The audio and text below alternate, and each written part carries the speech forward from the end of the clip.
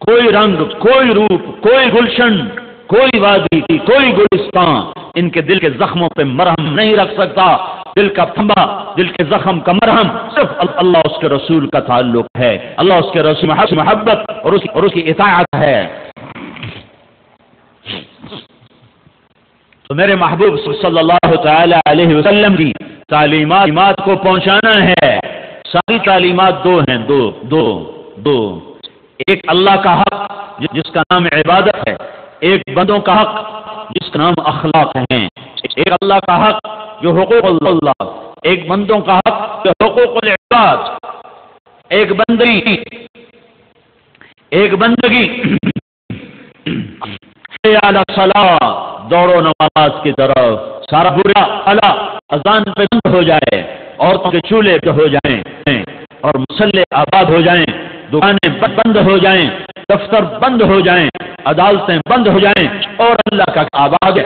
بوئے والی کی مسجدیں مرثیہ خواہ ہیں اور شکایت کر رہی ہیں کہ یہاں نمازی ہیں نہیں، برائے نام ہیں، یہ چھوٹی چھوٹی مسجدیں ہیں، یہ چھوٹی مسجدیں یہ بتا رہی ہیں کہ یہاں نمازی تھوڑے ہیں، بے نمازی زیادہ ہیں۔ اگر یہاں نمازی ہوتے تو مسجدیں اتنی چھوٹی ہوتی۔ یہ مسجد کا ہے، غافل سے شہر آباد ہے، بیدار دنیا سرخط ہو چکے ہیں۔ میرے نبی کی تعلیم جو آنی ہے، دو ایک اللہ کا حق، وہ بندگی، وہ نماز، وہ روزہ، وہ حج، وہ زکوٰۃ، جان کا حق عبادت اور مال کا حق زکوٰۃ۔ اللہ کے نام پہ خرچ کرنا اللہ کو بڑی سے نفرت ہے۔ ہر عزت کا عہد گزار ہو، سارے دن کا روزہ دار ہو، نہیں بنتا۔ شیطان کہتا ہے یہ ڈر نہیں لگتا، مجھے سخی سے ڈر لگتا ہے، سخی فاسق سے کیوں ہو، مجھے سخی سے ڈر، جس نے بچڑا بنایا اور بنو اسرائیل کو پوجا کرنے لگا، 70,000 نے اس کو سجدہ کر لیا اور حکم انہیں قتل کرو، فقتلوہم، انہیں قتل کرو۔ جب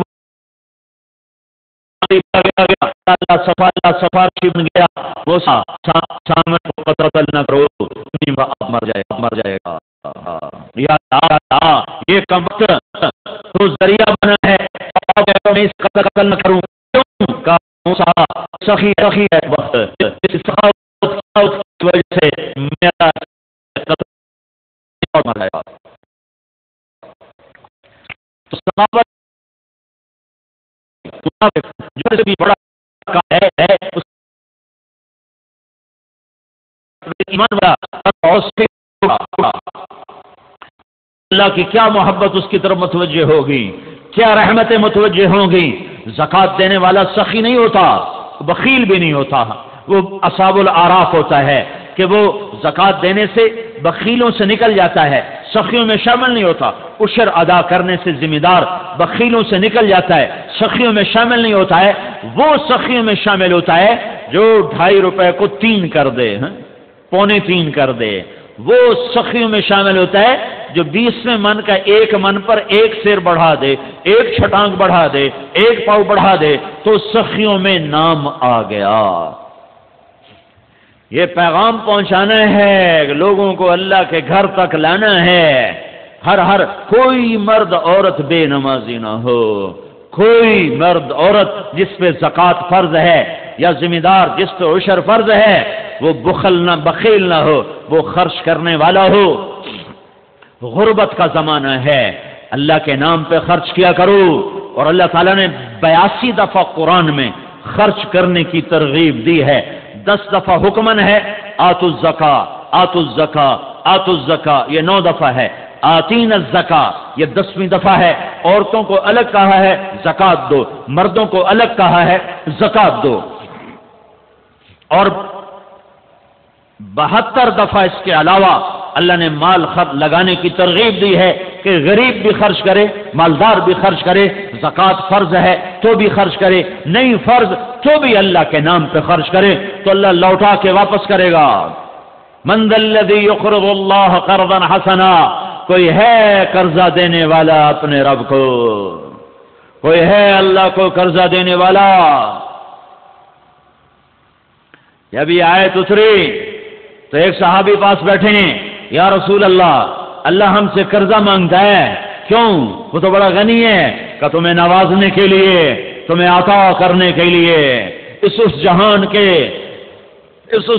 میں نوازنے کے لیے۔ کہ اچھا تو یا رسول اللہ ہاتھ آگے بڑھائیں، تو آپ نے ہاتھ آگے کیا تو نے اپنا ہاتھ تک رکھا، پھر یہ میرا ہاتھ آپ کے ہاتھ پر، میرا ایک باغ ہے جس میں 600 کھجوریں ہیں، میں ابھی اللہ کے نام پہ صدقہ کرتا ہوں اور اللہ کو قرضہ دیتا ہوں۔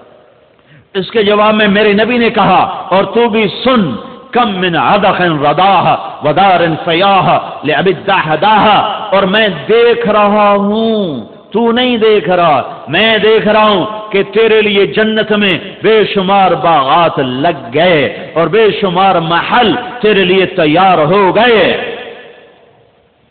خرچ کرنے کی عادت ڈالو اللہ کے نام پر، ڈھونڈو غریبوں کو، غریب رشتہ داروں کو، ان لوگوں کو جو تنگ دست ہیں اور ہاتھ نہیں پھیلاتے۔ لا یسالون الناس الحافا، یہ میرے اللہ کا حق ہے، یہ میرے اللہ کا حق ہے۔ بندگی، نماز اور روزہ اور حج اور زکوٰۃ اور ایمان یہ بنیاد ہیں، یہ پیغام پہنچانا ہے میں نے، آپ نے، پوری دنیا کے انسانوں نے، پوری دنیا کے انسانوں تک، پوری امت عرب و عجم۔ دوسرا حق ہے اللہ کے بندوں کا، اللہ کا بنیاد، اس کے بغیر عمارت نہ کھڑی ہو سکے گی۔ وہ ماتھا قیامت کا دن بڑا بدنصیب ہوگا جو زمین پہ ٹکنے سے محروم رہا۔ وہ ہاتھ قیامت کے دن بڑے بدنصیب ہوں گے جو اللہ کے دربار میں بندھنے کی سعادت سے محروم رہے۔ وہ زبان بڑی بدنصیب ہوگی جو سبحان ربی الاعلی کا نغمہ گانے سے محروم ہو گئی۔ میرے نبی سے صحابہ نے پوچھا، یا رسول اللہ، ہم آپ کو حشر میں آپ ہمیں کیسے پہچانیں گے؟ اتنا زیادہ رش ہوگا، اتنا مجمع ہوگا، آپ کیسے پہچانیں گے؟ فرمایا، اگر ماتھا سفید اور پاؤں سفید گھوڑا کالے گھوڑوں میں شامل ہو جائے تو پہچانا جائے گا کہ نہیں؟ کہا جی پہچانا جائے گا۔ کہ قیامت کے دن جو تم وضو کرتے ہو، وضو، اس کی وجہ سے قیامت کے دن تمہارا چہرہ روشن ہوگا، تمہارے ہاتھ روشن ہوں گے، تمہارے پاؤں روشن ہوں گے، تو میں تمہیں پہچان لوں گا کہ یہ میری امت ہے۔ جو پورے سال میں عید کا سجدہ بھی نہ دیتا ہو وہ کیسے پہچانا جائے گا؟ جو 8ویں دن سر پہ ٹوپی رکھ کے جمعہ پڑھنے جا رہا ہو یہ کیسے پہچانا جائے گا؟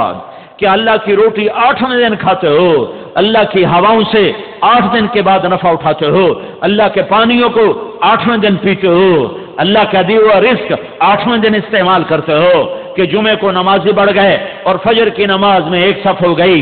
کیا فجر کی نماز اور رب نے فرض کی ہے اور جمعے کی نماز اور رب نے فرض کی ہے؟ جس رب نے جمعے کے لیے بلایا اسی نے فجر، ظہر، عصر، مغرب، عشاء پہ بلایا۔ وہ دیکھ رہا ہے کون سر جھکا رہا ہے اور کون باغی ہو رہا ہے۔ کوئی چھوٹا عمل نہیں ہے، اس امت کی پہچان ہے۔ جعلت قرۃ عینی فی الصلاۃ، میری آنکھوں کی ٹھنڈک نماز ہے۔ کربلا قائم ہے، اہل بیت کا خون آج پانی کی طرح بہ رہا ہے، سر دھر کٹ رہے ہیں۔ کائنات کے افضل ترین انسان آج وہ تیروں کی زد میں ہیں، نیزوں کی زد میں ہیں، بھیڑیوں کے نرغے میں ہیں، اور زوال کا وقت ہوتا ہے، سورج ڈھلتا ہے، اور حضرت حسین رضی اللہ تعالی عنہ اپنے لشکر کے دائیں ہاتھ کے سردار زہیر ابن القین رضی اللہ عنہ کو بلاتے ہیں اور فرماتے ہیں، جاؤ ان کوفے والوں سے کہو تھوڑی دیر کے لیے جنگ بند کرو، ہمیں نماز پڑھنے دو۔ آئے ہائے، نہ پڑھتے تو کیا تھا، اور نہ پڑھتے تو کیا تھا؟ نماز تو اللہ کی رضا کے لیے ہے نا، جنت کے لیے ہے نا، تو اللہ تو پہلے ہی راضی ہو چکا ہے اور جنت تیار